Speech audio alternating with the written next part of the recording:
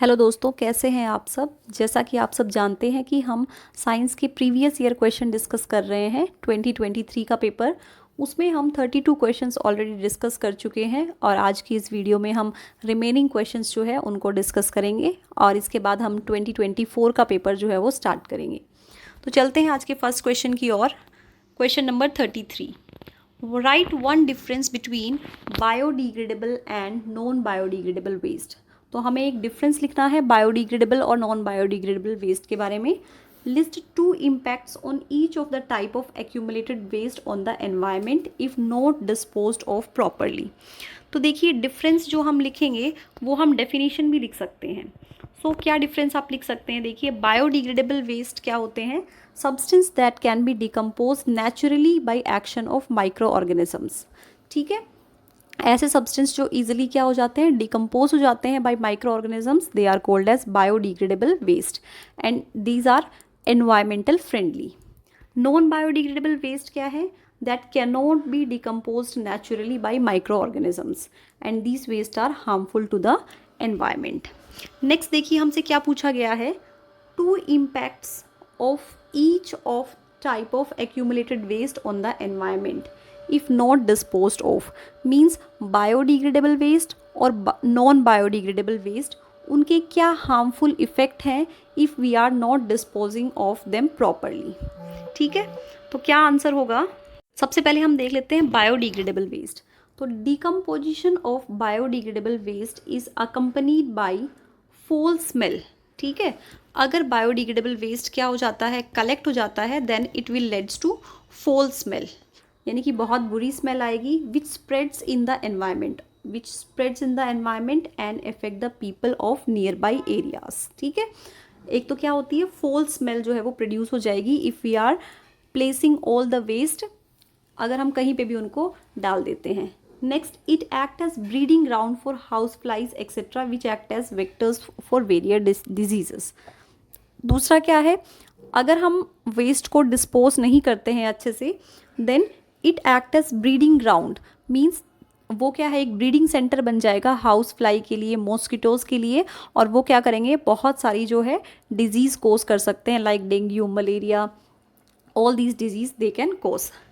Next is effect of non biodegradable waste. अगर हम non biodegradable waste को decompose नहीं डिस्पोज नहीं करते हैं अच्छे से, then what problems will arise. देखिए क्या होगा, excess use of non biodegradable pesticide increase soil pollution and also effect the soil fertility. तो पहला तो क्या हो सकता है, नॉन बायोडिग्रेडेबल जो पेस्टिसाइड्स हैं वो क्या करेंगे, सॉइल पोल्यूशन कॉज करेंगे और फर्टिलिटी को क्या करेंगे, इफेक्ट करेंगे। Secondly, these waste enter the food chain and affect the various biotic component of the environment। Food chain में एंटर करने के बाद जो है ये सभी ट्रॉफिक लेवल जो है उन सबको क्या करेगी, इफेक्ट करेगी। जैसा कि हमने पढ़ा था बायोमैग्निफिकेशन, जिसमें क्या है, हायर ट्रॉफिक लेवल जो है सबसे ज़्यादा क्या होता है, अफेक्टेड होता है। नेक्स्ट क्वेश्चन है, आप सेक्शन डी पे आ गए हैं हम। सेक्शन डी में लॉन्ग आंसर टाइप क्वेश्चन है, 5 मार्क्स क्वेश्चन। तो फर्स्ट क्वेश्चन है, draw the structure of the following components. तो इनका स्ट्रक्चर हमें ड्रॉ करना है। सबसे पहले क्या दिया हुआ है, butanoic acid. So how can you draw the structure of butanoic acid. देखिए, ब्यूट का मतलब कितने कार्बन है, 4 कार्बन। ठीक है, so we can draw like this 4 carbon. Now butanoic acid, देखो butane, ane means all are connected by single bond, और oic acid का मतलब क्या है, carboxylic acid. So carboxylic acid में क्या होता है, C double bond O, O H group जो है वो प्रेजेंट होता है इस तरीके से, और बाकी सभी जो कार्बन है उनकी हम वैलेंसी कंप्लीट करते हैं with the help of hydrogen.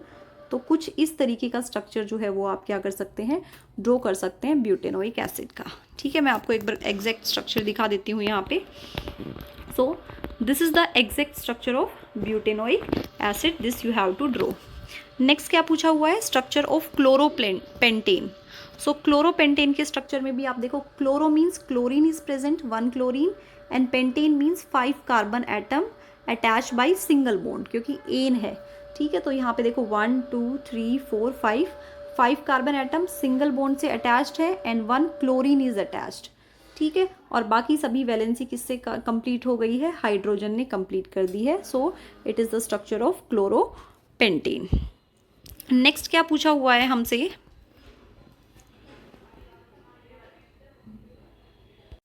Next is how are structure first and structure second given below related to one another, give reason to justify your answer.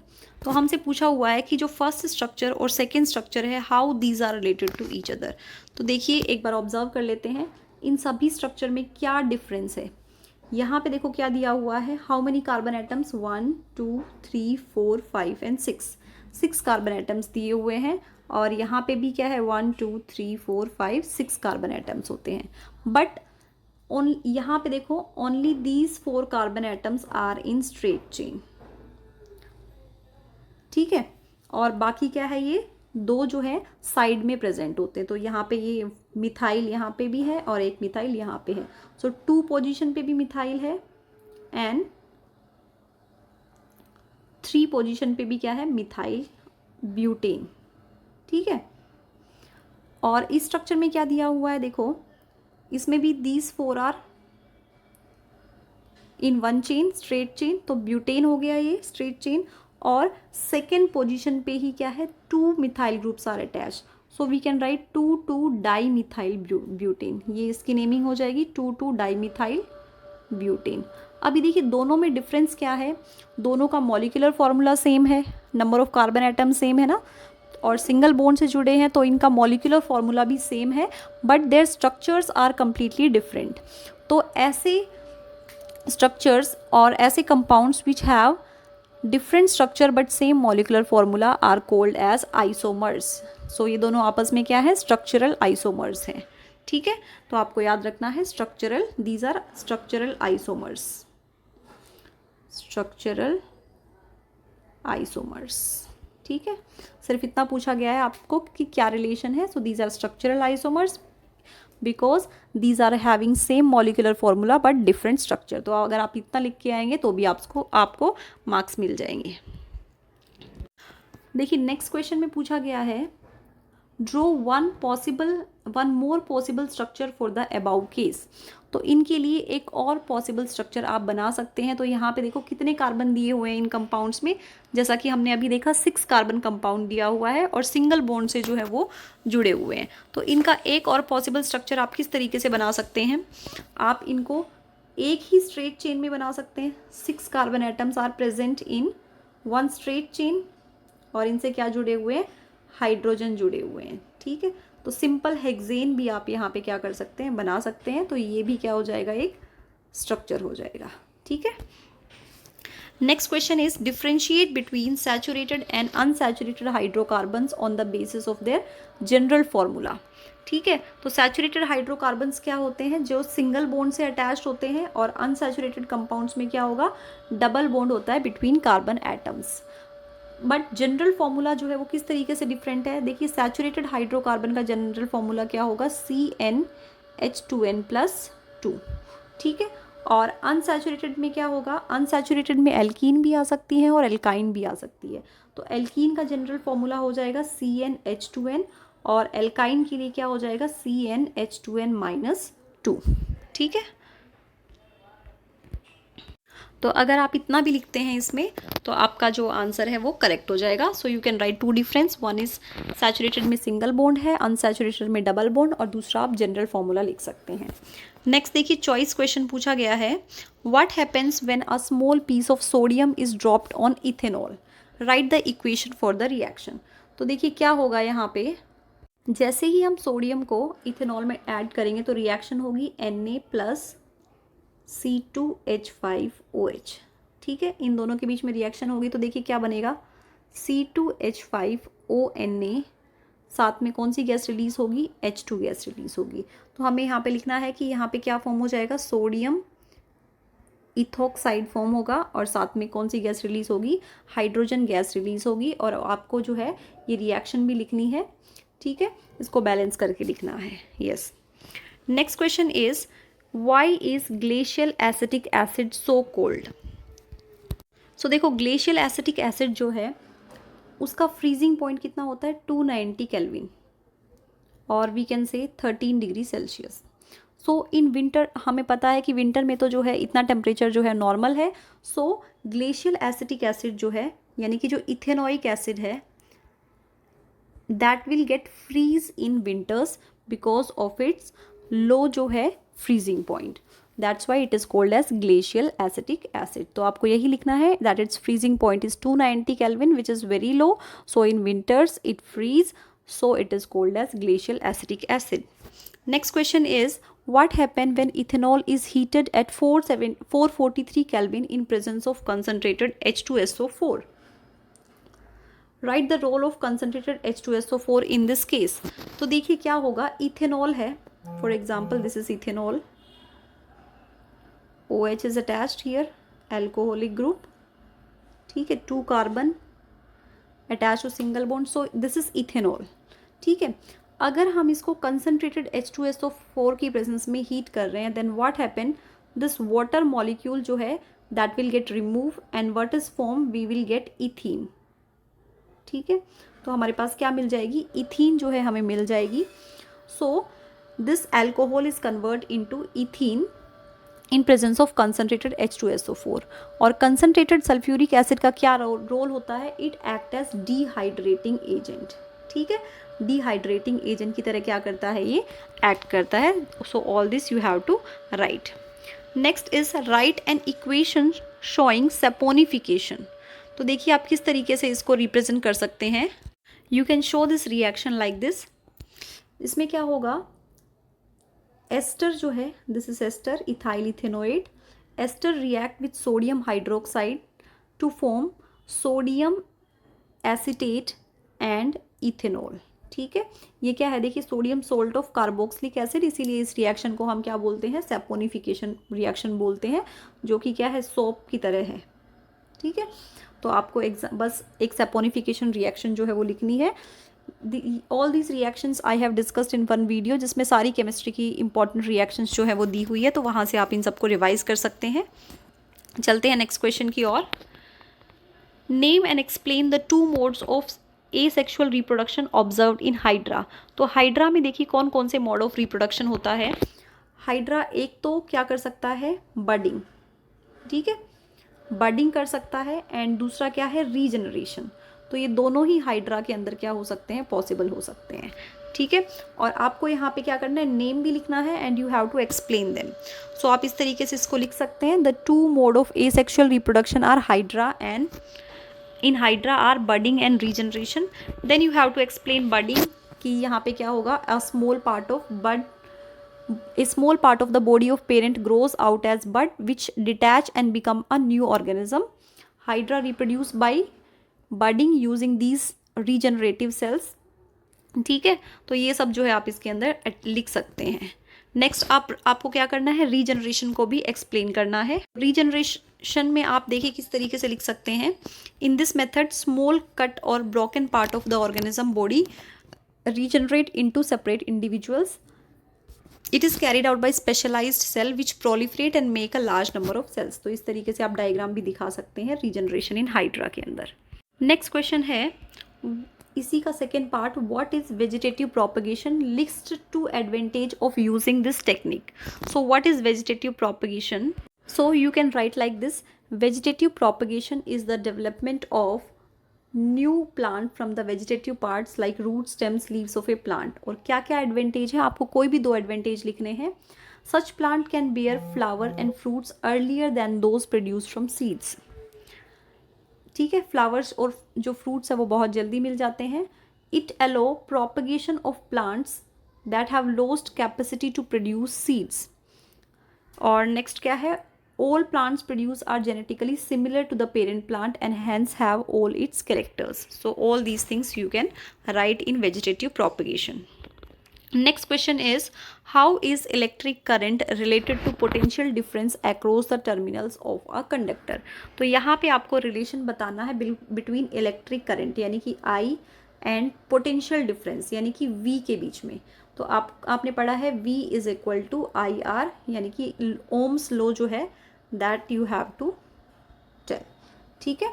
तो क्या रिलेशन इनके बीच में, जो पोटेंशियल डिफरेंस है that is directly proportional to the current. Next part, draw a label circuit diagram to verify this relationship.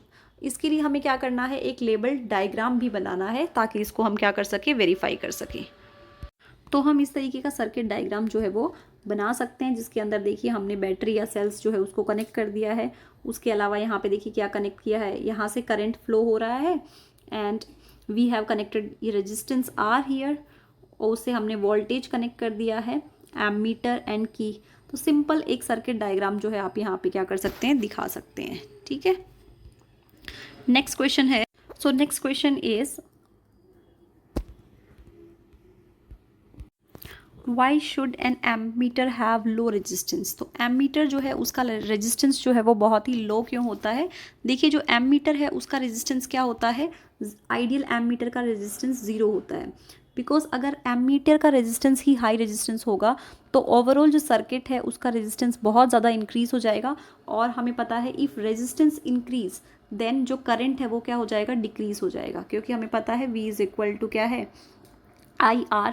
ठीक है, तो यहाँ पे क्या हो जाएगा, रेजिस्टेंस अगर जितना ज़्यादा इंक्रीज होगा, because resistance oppose the flow of current, तो करंट जो है वो क्या हो जाता है, डिक्रीज हो जाता है, और करंट जो है ज़्यादा फ्लो नहीं कर पाता है इलेक्ट्रिक सर्किट के अंदर। Next question is 2 VI graphs A and B for series and parallel combination of two resistors are shown. Giving reason, state which graph shows series and parallel combination of these resistors. तो देखिए आपको जो है ये graph दिया हुआ है जिसके अंदर क्या है, V और I के बीच में ग्राफ है, और यहाँ पे A B जो है दो स्लोप दिए हुए हैं। तो आपको बताना है सीरीज़ का कौन सा स्लोप होगा और पैरेलल का कौन सा स्लोप होगा। सो इस टाइप के क्वेश्चन जो है उसको आप देखिए किस तरीके से सॉल्व कर सकते हैं। सबसे पहले आप देखो कि ग्राफ जो है वो किस किस के बीच में बना हुआ है। सो I और V के बीच में जो है ग्राफ बना हुआ है। सो यहाँ पे देखिए I बाई V किसके इक्वल होता है, I बाई V होता है 1 बाई R के equal. V is equal to I R, तो यहाँ से हम निकाल सकते हैं I by V is equal to 1 by R, यानी कि I अपॉन V के बीच में जब हम ग्राफ प्लॉट करते हैं then this quantity is inversely proportional to resistance. ठीक है, जो हमारा स्लोप मिलेगा that will be inversely proportional to resistance, मतलब जितना हाई स्लोप होगा रेजिस्टेंस जो है वो उतना ही क्या हो जाएगा, उसका लो हो जाएगा। ठीक है, अभी यहाँ पे देखो अगर हम सीरीज़ और पैरेलल कॉम्बिनेशन की बात करें तो सीरीज़ में जो हमारा करंट होता है, सॉरी जो सीरीज़ में रेजिस्टेंस होता है वो क्या होता है, ज़्यादा होता है, और पैरेलल जो है उसके अंदर रेजिस्टेंस क्या होता है, हमारा लेस रेजिस्टेंस होता है। तो यहाँ पे सबसे पहले हम पता करते हैं कि रेजिस्टेंस जो है वो किस में ज़्यादा है और किस में कम है।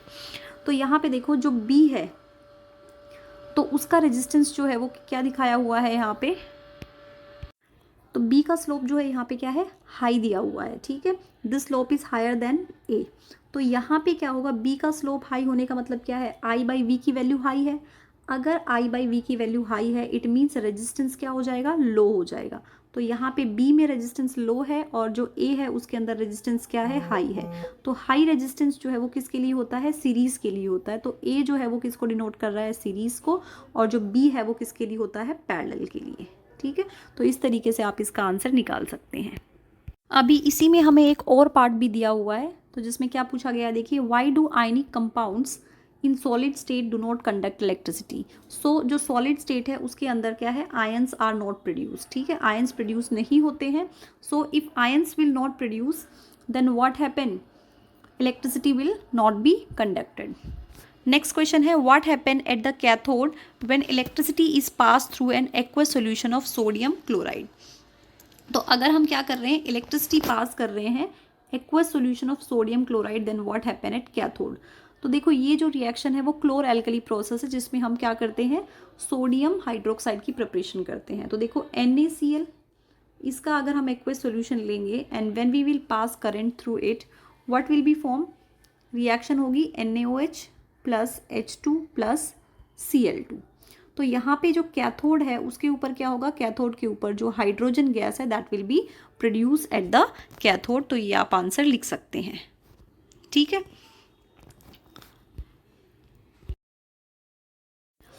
तो सेक्शन ई पे चलते हैं। यहाँ पे जो नेक्स्ट क्वेश्चन है क्वेश्चन नंबर 37, जो कि एक केस बेस्ड क्वेश्चन है, और यहाँ पे क्या दिया हुआ है, the melting and boiling point of some ionic compounds are given below. तो ये कुछ मेल्टिंग एंड बॉइलिंग पॉइंट दिए हुए हैं आयनिक कंपाउंड्स के। Now what we have to answer, these compound are termed as ionic because They are formed by transfer of electrons from metal to non-metal. The electron transfer in such compound is controlled by electronic configuration. Every element tends to attain a filled valence shell of its nearest noble gas. Show the electron transfer in the formation of magnesium chloride. तो हमें क्या show करना है, एक तो electron transfer से MgCl2 magnesium chloride जो है उसकी फॉर्मेशन हमें दिखानी है। नेक्स्ट हमें क्या बताना है, list the 2 properties of ionic compound other than their high melting and boiling point. और तो इन 2 क्वेश्चन को हम सबसे पहले डिस्कस कर लेते हैं। देखिए इलेक्ट्रॉन ट्रांसफर से हमें क्या दिखाना है, मैग्नीशियम क्लोराइड की फॉर्मेशन दिखानी है। तो मैग्नीशियम जो है उसका एटॉमिक नंबर क्या होता है, 12 होता है। तो यहाँ पे वैलेंस इलेक्ट्रॉन्स कितने हो गए, 2 वैलेंस इलेक्ट्रॉन्स हो गए। हमें पता है मैग्नीशियम क्लोराइड का फॉर्मूला क्या होगा, MgCl2।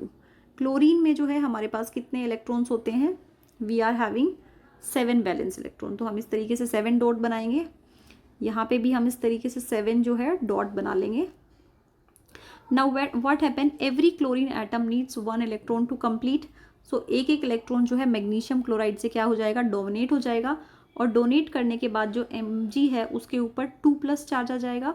और जो क्लोरीन है, क्योंकि उन्होंने एक एक इलेक्ट्रॉन एक्सेप्ट किया है तो उनके ऊपर Cl नेगेटिव चार्ज आ जाएगा। और हम सभी इलेक्ट्रॉन्स को भी यहाँ पे क्या करेंगे, रिप्रेजेंट करेंगे, ठीक है, 8 इलेक्ट्रॉन्स को। तो इस तरीके से आप फॉर्मेशन कर सकते हैं। देखिए यहाँ से आपको और भी क्लियर हो जाएगा किस तरीके से आपको जो है ये दिखाना है। सबसे पहले Mg2 पॉजिटिव अलग अलग दिखाया हुआ है यहाँ पे, या फिर डायरेक्टली आप इस तरीके से भी इसको फॉर्म कर सकते हैं।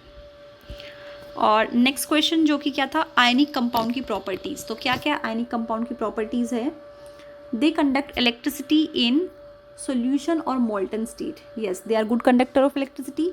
नेक्स्ट है they are hard and brittle crystalline solids. तो ये सब प्रॉपर्टीज़ जो है वो आपको याद रखनी है। और हमें पता ही है आयनिक कंपाउंड्स क्या है, these are good conductor of electricity in aqueous state और molten state and they are having high melting and boiling point. तो ये सब प्रॉपर्टीज़ आपको याद रखनी है। नेक्स्ट क्वेश्चन देखिए क्या पूछा गया है, while forming an ionic compound sodium chloride, how does sodium atom attain it's noble gas configuration. तो यहाँ पे हमें सोडियम क्लोराइड जो है उसकी फॉर्मेशन दिखानी है कि किस तरीके से सोडियम क्लोराइड की फॉर्मेशन होती है। तो यहाँ पे भी आप सेम तरीके से दिखा सकते हैं कि कैसे फॉर्म होता है ये, by combination of sodium and chloride ions, ठीक है। सोडियम देखिए क्या कर रहा है, अपना एक इलेक्ट्रॉन जो है डोनेट कर रहा है किसको, क्लोरीन को। उसके बाद सोडियम के ऊपर पॉजिटिव चार्ज आ गया है और क्लोरीन के ऊपर नेगेटिव चार्ज आ गया है। तो इस तरीके से जो सोडियम क्लोराइड है उसकी फॉर्मेशन हो जाती है, ठीक। नेक्स्ट हमें चॉइस क्वेश्चन दिया हुआ है, give reason why ionic compounds do not conduct electricity in solid state. तो सॉलिड स्टेट में क्या है, जो आयंस है उनकी फॉर्मेशन नहीं होती है, ions are the charge carrier, so ionic compounds are not good conductor of electricity in solid state. Next one is what happened at the cathode when electricity is passed through aqueous solution of sodium chloride। तो जैसे ही हम sodium chloride जो है उसके aqueous solution में current pass करेंगे, electricity pass करेंगे, तो क्या फॉर्म होता है, NaOH plus Cl2 plus hydrogen gas जो है वो फॉर्म हो जाती है। क्लोर एल्कली प्रोसेस है ये जिसमें NaOH की फॉर्मेशन करते हैं। अब यहाँ पूछा गया है व्हाट हैपेंस एट कैथोड। तो कैथोड पे क्या होगा, यहाँ पे हाइड्रोजन गैस जो है that is produce at the cathode during this reaction. तो इतना ही आपको यहाँ पे लिखना है। नेक्स्ट है question number 38, the most obvious outcome of reproductive process is the generation of individual of similar design but in sexual reproduction they may not be exactly alike. देखिए sexual reproduction में क्या है, अलाइक जो offsprings है वो produce नहीं होते हैं। The resemblance as well as differences are marked, the rule of heredity determine the process of which traits and characteristics are reliably inherited। तो यहाँ देखो क्वेश्चन क्या पूछा गया है, why an offspring in human being is not true copy of his parents in sexual reproduction। तो देखिए sexual reproduction में क्या होता है, वेरिएशंस आ जाते हैं बिकॉज ड्यूरिंग गेमेट फॉर्मेशन एक तो क्या है जो DNA है दैट, और we can say chromosome become half and offspring get genetic material of both parents, so 2 parents are involved in it due to which variations जो है वो क्या होते हैं, appear होते हैं and the offsprings are not exact copy of their parents। next question है while performing an experiment on inheritance in plants what is the difference between F1 and F2 generation. तो देखिए जब भी हम किसी का भी एक्सपेरिमेंट करते हैं तो यहाँ पे F1 जनरेशन में जो हमें ऑफस्प्रिंग मिलते हैं वो हमेशा कैसे मिलते हैं, जो डोमिनेंट होते हैं। ठीक है, हमने कैपिटल टी और कैपिटल टी, स्मॉल टी इनका भी अगर हम क्या करते हैं, क्रॉस करवाते हैं और F1 जनरेशन देखते हैं तो ऑल टॉल प्लांट्स जो है हमें मिलते हैं। तो यहाँ पे जो F1 जनरेशन में हमें क्या मिलेंगे, ऑल डोमिनेंट स्पीशीज़ हमें मिलेगी, और जो F2 जनरेशन है उसके अंदर हमें डोमिनेंट प्लस रिसेसिव दोनों ही ऑब्टेन्ड होते हैं इन ए पार्टिकुलर रेशियो। ठीक है, नेक्स्ट क्वेश्चन है, why do we say that variations are useful for the survival of species over time. So variations जो है वो क्यों ज़रूरी है, variations are necessary for survival of the species. ठीक है, स्पीशीज़ की सर्वाइवल के लिए वेरिएशंस जो है that are very essential because the organism adapted itself to the particular environment. ठीक है, नेक्स्ट क्वेश्चन है, study Mendel's cross between two plants with a pair of contrasting characters round yellow and wrinkled green. He observed 4 types of combination in F2 generation. Which of these were new combination and why do we new feature which are not present in the parents appear in F2 generation? तो इसको आप देखिए किस तरीके से answer कर सकते हैं। जो न्यू जनरेशन में प्रोड्यूस होंगे, न्यू कॉम्बिनेशन जो प्रोड्यूस हो सकते हैं, these are round green and wrinkled yellow. ये आप पूरा क्रॉस बना के आप देख सकते हैं कि कौन कौन सी स्पीशीज़ जो है वो प्रोड्यूस होती है। तो राउंड ग्रीन और रिंकल्ड येलो भी प्रोड्यूस होती है। These are the new combinations in F2 generations. और यहाँ पे देखो, new features which are not present in parents appear in F2 generation due to segregation of different combination of alleles of different characters independently during gamete formation and fertilisation. तो इस तरीके से आप इसका आंसर लिख सकते हैं। नेक्स्ट क्वेश्चन है, देखिए, the ability of a medium to reflect light is expressed in terms of optical density. Optical density has a definite connection. It is not the same as mass density. On comparing two media, the one with larger refractive index is optically denser medium than the other. The other medium with low refractive index is optically rare. Also, the speed of light through given medium is inversely proportional to its optical density. तो यहाँ पे देखो क्या पूछा गया है। सो हमारा question है, determine the speed of light in diamond if the refractive index of diamond with respect to vacuum is 2.42. देखिए जो डायमंड का रिफ्रैक्टिव इंडेक्स है, यानी कि जो म्यू दिया हुआ है दैट इज़ 2.42। ठीक है, और स्पीड ऑफ लाइट कितनी दी हुई है, 3 × 10⁸ मीटर पर सेकेंड। और हमें पता है रिफ्रैक्टिव इंडेक्स जो है यानी कि म्यू जो है that is equal to C/V। V मतलब speed of light in any medium. तो यहाँ से हम क्या कह सकते हैं, यहाँ से हम लिख सकते हैं V is equal to C/μ। तो यहाँ पे C है 3 × 10⁸ और म्यू दिया हुआ है यहाँ पे 2.42। तो जैसे ही हम इनको डिवाइड करेंगे तो हमारा आंसर आ जाएगा 1.24 × 10⁸ मीटर पर सेकेंड। ठीक है, तो इस तरीके से क्या कर सकते हैं, आप इसको कैलकुलेट कर सकते हैं। नेक्स्ट क्वेश्चन है, refractive index of glass, water and carbon disulfide are 1.5, 1.33 and 1.62 respectively. If a ray of light is incident in these media at the same angle, then write the increasing order of angle of refraction in these medium. तो देखिए इसका answer हम किस तरीके से लिख सकते हैं, हमें पता है जो म्यू है that is equal to sin I/sin r। ठीक है, और यहाँ से sin r किसके इक्वल हो जाएगा, sin I/μ यानी कि रिफ्रैक्टिव इंडेक्स। अभी देखो साइन आई हमें पता है सेम है। ठीक है, एंगल ऑफ इंसिडेंस जो है दैट इज सेम। तो यहाँ पे हम क्या निकाल सकते हैं, साइन आर की वैल्यू निकाल सकते हैं। तो साइन आई बाई 1.33, 1.5 और 1.62। तो यहाँ से देखो हमें क्या पता चल रहा है कि जो एंगल ऑफ रिफ्रैक्शन है उसका इंक्रीजिंग ऑर्डर क्या हो जाएगा, इस तरीके से हो जाएगा। कार्बन जो सल्फाइड डाइसल्फाइड है उसका रिफ्रैक्टिव इंडेक्स जो है सबसे कम है, और जो वाटर है उसका जो एंगल ऑफ रिफ्रैक्शन है, एंगल ऑफ रिफ्रैक्शन क्या हो जाएगा, सबसे ज़्यादा हो जाएगा। नेक्स्ट क्वेश्चन है, the speed of light in glass is 2 × 10⁸ metre per second and in water it is 2.25 × 10⁸ metre per second. Which one of the two is optically denser and why. तो इनमें से कौन सी जो है ऑप्टिकली डेंसर होगी और क्यों होगी। तो देखिए जो लाइट है उसकी स्पीड क्या होती है, मोर है। यहाँ पे दिया हुआ है लाइट की स्पीड कितनी है, 2 × 10⁸ 8 मीटर पर सेकेंड, ठीक है, और वाटर में है 2.25 इंटू 10⁸ मीटर पर सेकेंड। तो रेयर मीडियम में क्या होती है, लाइट की स्पीड ज़्यादा होती है as compare to denser medium. तो यहाँ पे क्या होगा, जो ग्लास है दैट इज़ मोर डेंसिटी। दोबारा इसको समझते हैं, लाइट की स्पीड जो है वो रेयर मीडियम में क्या होती है, ज़्यादा होती है। तो रेयर मीडियम कौन सा हो गया यहाँ पे, वाटर। रेयर मीडियम जो है यहाँ पे क्या हो गया है, वाटर हो गया, बिकॉज वाटर में स्पीड जो दी हुई है वो मोर दी हुई है, ठीक है। यहाँ पे स्पीड मोर है लाइट की, इट मीन्स इसकी डेंसिटी क्या हो जाएगी, यहाँ पे लेस डेंसिटी हो जाएगी। और यहाँ पे स्पीड क्या हो गई है, ज़्यादा डिक्रीज हो गई है, मतलब डेंसिटी क्या हो गई है, मोर हो गई है। तो जो ग्लास है that is more denser than water. Next question, which one of the two is optically denser and why. अच्छा ये क्वेश्चन हाँ डिस्कस कर चुके हैं हम। नेक्स्ट क्वेश्चन पे चलते हैं।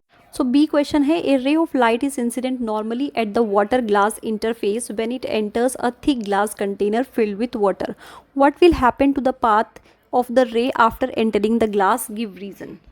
तो देखिए इसका आंसर आप किस तरीके से लिखेंगे, देखो क्या पूछा गया है, a ray of light is incident at the water glass interface. Yes, water और ग्लास के इंटरफेस पे क्या है, जो रे ऑफ लाइट है वो एंटर कर रही है, and when it enter a thick glass container filled with water, what will happen to the path of ray after entering the glass. तो इसका आंसर आप किस तरीके से लिख सकते हैं, you can write when light is incident normally at water glass interface it goes straight through the medium with no bending, it is because by bending light prefers to go shortest path, in case when normally incident on it is already along shortest path।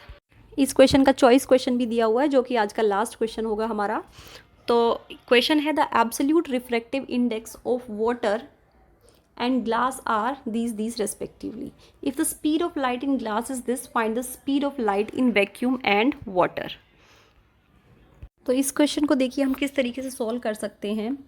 सबसे पहले यहाँ पे हम देख लेते हैं क्या क्या गिवन है।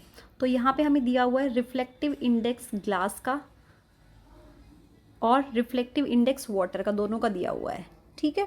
और हमें क्या निकालना है, speed of light in vacuum and water. तो सबसे पहले देखो हमें पता है म्यू किसके इक्वल होता है, mu is equal to C by V, ठीक है। हमें क्या निकालना है, सबसे पहले अब हमें दिया हुआ है म्यू इज इक्वल टू 4/3, ये किसके लिए है, वाटर के लिए है। रिफ्रैक्टिव इंडेक्स दिया हुआ है 4/3, ठीक है। और ग्लास के लिए हमें कितना दिया हुआ है, 3/2 दिया हुआ है, ठीक। अभी देखिए, as we know that speed of light in glass is 2 × 10⁸ metre per second.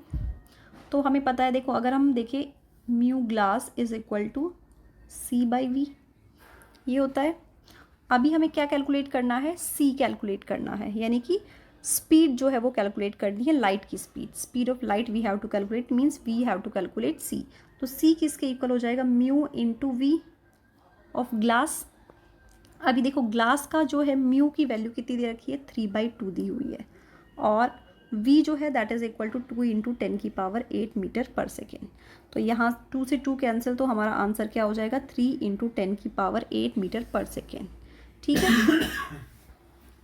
उसके